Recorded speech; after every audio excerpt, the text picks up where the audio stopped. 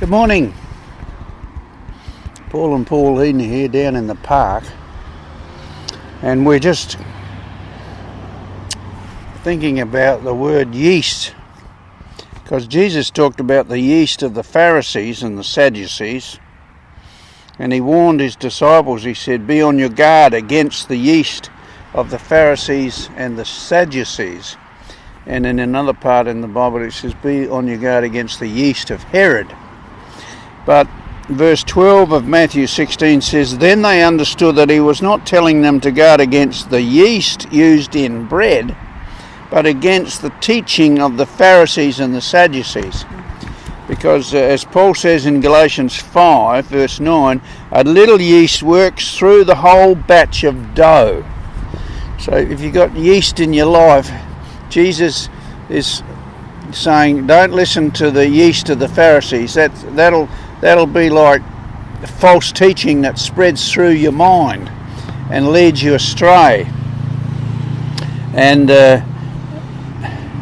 when Paul was talking about the yeast that works through the whole batch of the dough, he was talking about the false teaching that had come from Jerusalem to say that all new Christians had to be circumcised. He said that's like yeast. It'll go through the body and persuade everybody to go and get circumcised when they don't need to. We're saved by grace alone, not by works or anything we do to our body.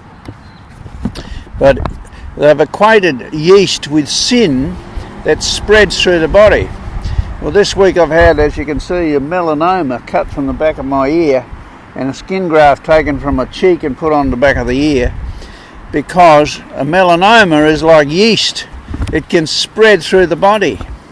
And we've lost two good close friends through melanoma. One only died yesterday because the melanoma had started somewhere in his body and then spread to all of his organs. He had a melanoma growing in his heart, and eventually they had to do open heart surgery, opened his heart and cut that melanoma right out.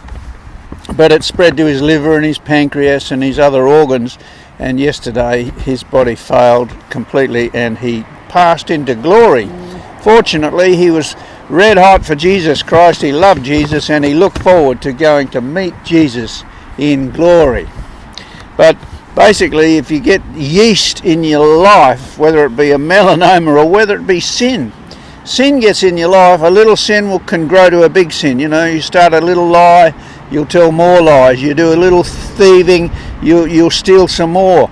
So be careful that you don't allow yeast into your life. And Pauline's got a verse to share how to deal with that.